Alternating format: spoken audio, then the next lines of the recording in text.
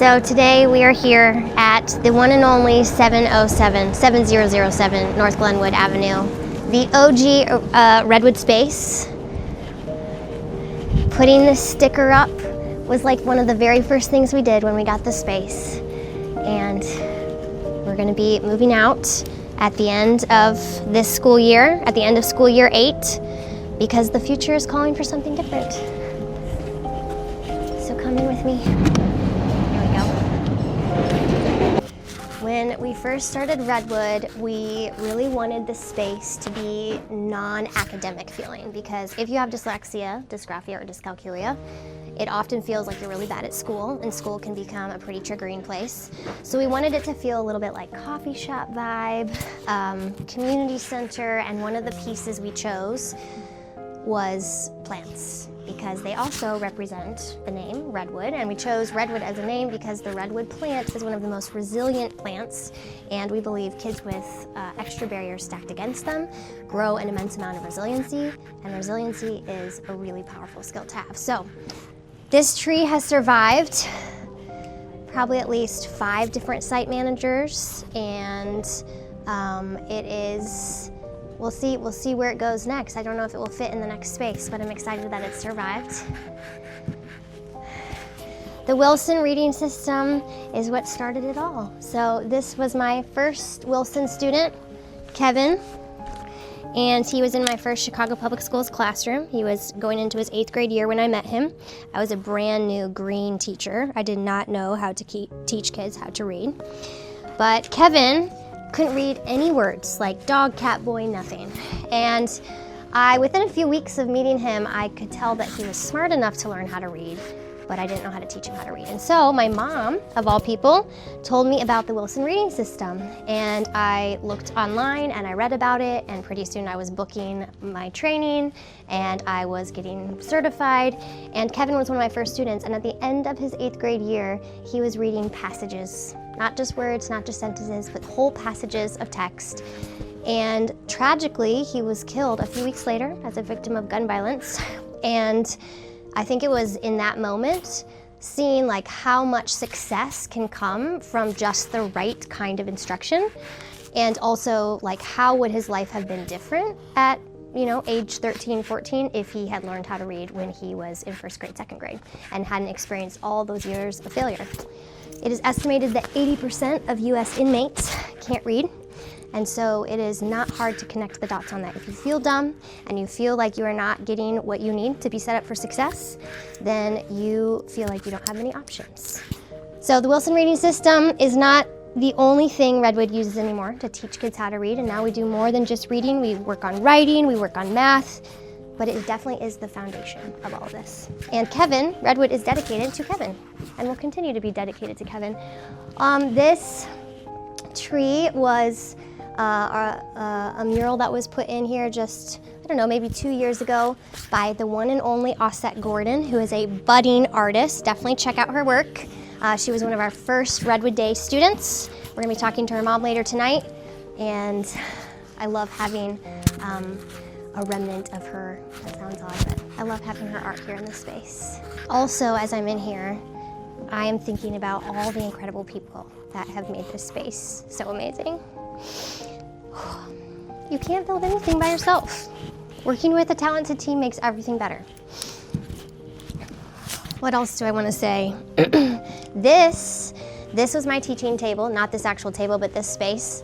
I don't know, I never liked being all the way in the front, so I always chose this space. This is also the table that we turned all of our services virtual in a weekend when COVID hit. We were 1.5 years into business. We had like $2,000 of buffer cash in the bank, and we had to figure it out or the whole thing was getting shut down. And we ordered pizza, and we went and got many bottles of wine, and the team stayed even though it was scary. One of them had to cancel their wedding. Another one had a family member that died of COVID very early on in the pandemic. And they were here around this table, and we figured it out. And I think that day taught me that no matter what is thrown your way, there is a solution to be found. And I believe that will continue to guide Redwood's future, because it's going to take a lot of troubleshooting, because education is changing like crazy right now. What else? Okay, This portrait series was also one of the first investments that we made. So we had $10,000 that we pulled from our IRAs, and we had friends and family, I think total maybe gave us another $3,000 back in 2018 to be able to rent this space and launch a summer program. And we had 25 brave families from across Chicago hear about what we were doing, or families who had worked with us previously and they chose to invest. So we had a very limited budget at the beginning, and we knew it had to work very right away, but we still chose to spend like $2,500 of that $10,000 on these photos. And these are all people that are really important to us, and people who were critical in getting Redwood off the ground. Taylor was one of those dear friends that donated money that she did not have a lot of extra of just because she believed in our work. Delilah watched our kids a lot so that we could be here working. Zenkesh was one of our first students and a dear friend, and she was a part of Redwood's programs for the first probably 2 years of our existence and made massive academic gains. This is Iggy, our next door neighbor, who never attended Redwood but was a big part of our everyday life. This is Byron, also one of our first Redwood students. He worked with me first and then Andre and made incredible academic gains. And this is Wesley, a dear friend who just was really photogenic and really wanted to be on our wall, so we said yes. So this original, that also was a key choice from the beginning. We wanted these spaces to reflect the people that made them what they were. And so we'll be taking, I hope that Redwood in-person learning centers continues that tradition. You guys don't have to hide back there. You don't have. What else do I want to say?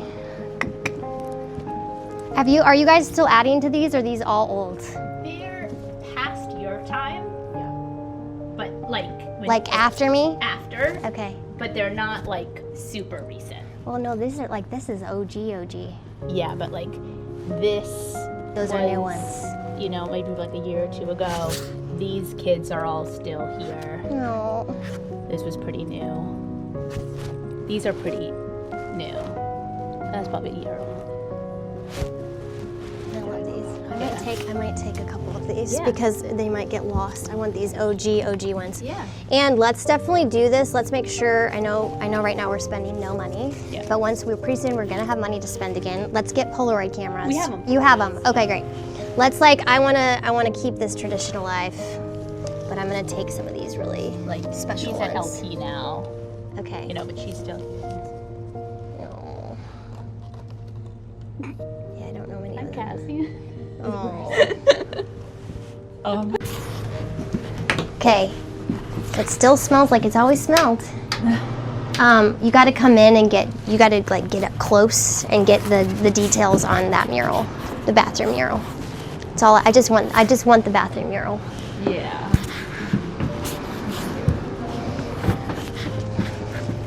It did make the bathroom a happier spot.